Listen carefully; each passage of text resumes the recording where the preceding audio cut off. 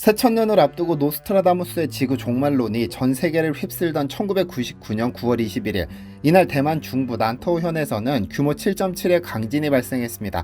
타이완 대지진이라고도 불렸던 이 지진으로 2,415명 사망, 29명 실종, 10만 명이 부상했으며 건물 5만 채가 파손됐습니다.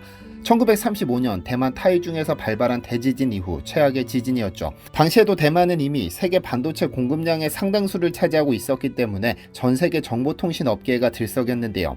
당시 우리나라는 중국과 수교하면서 자연스레 대만과는 국교가 단절됐지만 대지진 관련 뉴스가 연일 보도됐고 대만으로 119 구호대를 파견해 피해 복구를 도왔으며 우리 구조대 덕분에 87시간 만에 6살 어린아이가 구조되기도 했습니다. 국교 단절로 당시 혐한 기류가 심상치 않았지만 대만에서 이 소식은 대서특필됐고 현지 주민들은 우리 구조대와 기념 촬영을 요청하는 등 따뜻한 분위기가 이어졌습니다. 덕분에 양국의 긴장이 많이 완화되기도 했죠. 그로부터 25년이 흘러 대만에서는 또 한 번 강진이 발생했습니다. 지난 4월 3일 대만 동부 화롄현에서 규모 7.2의 강진이 발생한 것. 우리 정부는 지진 발생 하루 만에 사망한 희생자들과 유가족, 부상자들에게 깊은 위로의 뜻을 표한다면서 재난구조와 피해 복구를 위해 필요한 지원을 제공할 용의가 있다고 덧붙였습니다. 다만 대만 측은 해외 지원을 접수하겠다는 의사를 현재까지 표명하지는 않았습니다. 그런데 이런 지진 사태와 복구 관련 뉴스보다 더 화제가 된 것이 있습니다. 바로 중국인데요. 왜냐하면 얼마나 많은 피해자가 나오게 될지도 모르는 이 대만 사태에 중국이 더러운 손길을 뻗었기 때문입니다. 지진 직후 중국은 유엔 주재 중국 대표부 부대사가 국제사회의 위로와 걱정에 감사를 표한다며 대만을 대신해 감사 의사를 표했습니다. 전 세계인들은 대만에서 발생한 지진에 위로를 표한 것인데 중국이 대신 감사 인사를 한 것이죠. 왜냐하면 대만은 중국과 별도의 국가로 인정받기를 원하고 있지만 중국은 대만을 하나의 중국으로 보고 있습니다. 이 때문에 중국과 대만의 전쟁 위기가 고조되고 있지만 중국은 이에 아랑곳하지 않고 뻔뻔한 모습을 보인 겁니다. 지금 대만과 중국 사이에 무슨 일이 벌어지고 있는 것일까요? 안녕하세요, 디스메털입니다. 우선 대만에서 일어난 지진을 조금 더 살펴보겠습니다. 지난 4월 3일 대만 중앙기상국은 오전 7시 58분 동부해안에 있는 화롄현 지역에서 규모 7.2의 강진이 발생했다고 밝혔습니다. 진원지는 화롄현에서 25km 떨어진 해상지역으로 지진 발생 깊이는 15.5km로 파악됐죠.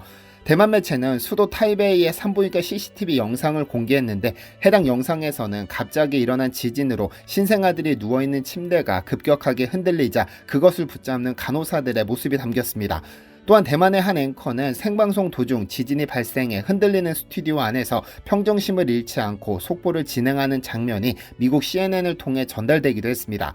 첫 지진 발생 10분 후 6.5의 여진이 이어졌는데 대만에서 규모 7이 넘는 강진은 1999년 지진 이후 처음이며 당시 지진으로 2,000명이 넘게 사망했기 때문에 전 세계가 우려를 표했습니다. 일부 언론에서는 이번 지진의 위력이 원자폭탄 32개의 위력과 맞먹는다고 할 정도였죠. 4월 5일 오후 3시 현재 사망자는 12명이 발생했고 부상자는 총 1,106명, 고립된 사람은 682명, 실종자는 16명으로 각각 파악됐습니다. 그나마 다행인 것은 불의 고리로 불리는 환태평양 지진대의 위치에 지진이 자주 발생하는 대만은 1999년 대지진 이후 적극적으로 대책을 마련해왔다는 점입니다. 내진 설계 기준을 높이고 주민에게 관련 보조금을 지급하고 또 지진 대비 훈련을 강화했던 것이죠. 그런데 대만이 한참 강진으로 인한 피해를 수습하느라 정신없을 때 중국이 툭 튀어나왔습니다. 유엔 주재 중국 대표부 부대사가 우리는 국제사회의 위로와 걱정에 감사를 나타낸다라고 말했죠. 그러니까 대만에서 지진이 일어났는데 중국이 세계의 위로와 걱정에 감사하다며 상주 노릇을 하는 겁니다. 대만을 영토 일부로 보는 하나의 중국 원칙을 고수하는 중국이 대만 관련 지진 위문에 대한 입장을 표명한 것이며 동시에 그럴 자격이 있다고 떠벌린 것이나 다름없습니다. 당연히 대만은 이에 대해 분노했습니다. 대만 외교부는 즉각 중국이 지진을 뻔뻔하게 국제적 인지작전으로 이용하는 것을 엄중하게 규탄한다라며 이는 중국이 대만에 대해 우호적이지 않다는 점을 보여준다라고 말했습니다. 동시에 중국이 지원 의사를 밝힌 것에 대해 거절 의사를 명확히 했죠.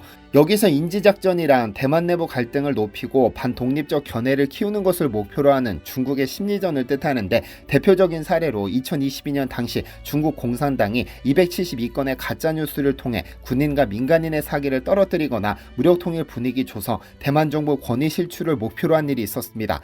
이렇듯 중국과 대만 사이에는 그야말로 일촉즉발의 위기감이 감돌고 있는데요.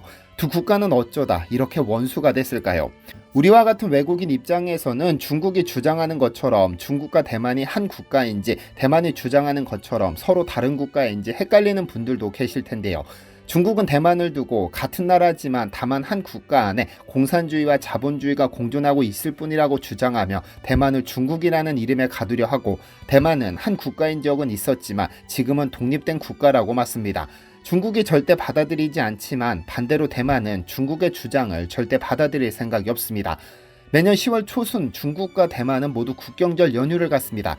10월 1일 중국에서는 건국일을, 9일 뒤 10월 10일에는 혁명기념일을 또 한 번 갖습니다.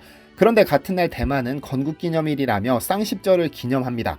그러니까 112년 전인 1911년 10월 10일에 발발한 신해혁명을 두고 중국은 혁명기념일로, 대만은 건국일로 보는 겁니다. 여기 극히 대조적인 사진 한 장만 보겠습니다. 각각 대만과 중국의 표정인데 이는 1971년 10월 25일 같은 장소에서 찍힌 사진입니다. 두 국가의 표정이 극명하게 대조되는데, 왜냐면 이날 뉴욕 유엔 본부에서 대만이 축출됐기 때문입니다. 이날 유엔은 유엔의 유일하고 합법적인 중국 대표는 중화인민공화국 정부 대표다. 유엔과 관련 조직을 불법적으로 차지하고 있는 장제스 정권의 대표를 즉시 추방한다며 결의 제2758호를 통과시켰습니다. 제2차 세계대전 직후 출범한 유엔은 미국, 소련, 영국, 프랑스와 중국을 포함해 안보리 5대 상임이사국을 지정했는데 여기서 문제가 생깁니다. 왜냐하면 1949년 중국에서 국공내전이 발발해 중국이 두 개로 쪼개졌기 때문. 국공내전 이전까지 중국은 장제스의 국민당이 이끄는 중화민국이 대표해왔지만 유엔 내부에서는 중국 대륙을 통치하는 마오쩌둥의 중화인민공화국이 대표권을 가져야 한다는 주장이 제기됐습니다. 국공내전 이후 장제스는 중화민국 정부를 현 대만으로 옮겨갔고, 중국 대륙에는 마오쩌둥의 중국 공산당이 중화인민공화국을 건설했습니다. 그래서 원래 중국을 대표하던 중화민국, 즉 대만을 중국 대표로 볼 것이냐, 세계 최대 인구를 가진 중화인민공화국, 즉 현재의 중국을 중국 대표로 볼 것이냐가 논란이 된 겁니다. 한 국가가 두 표를 행사할 수는 없으니까요. 미국은 당시 대만을 지지했습니다. 마오쩌둥의 중국이 한국전쟁에 개입했으므로 대표권을 줄 수 없다고 강력히 반발했고, 이 안건이 유엔 총회에 상정되지 못하도록 힘을 썼습니다. 그러나 1971년 대이변이 발생하죠. 당시 제2차 세계대전 후 독립한 신생국들이 미국과 소련 중심 냉전 질서에서 이탈하려고 몸부림치기 시작했고, 이들은 중국을 지지했습니다.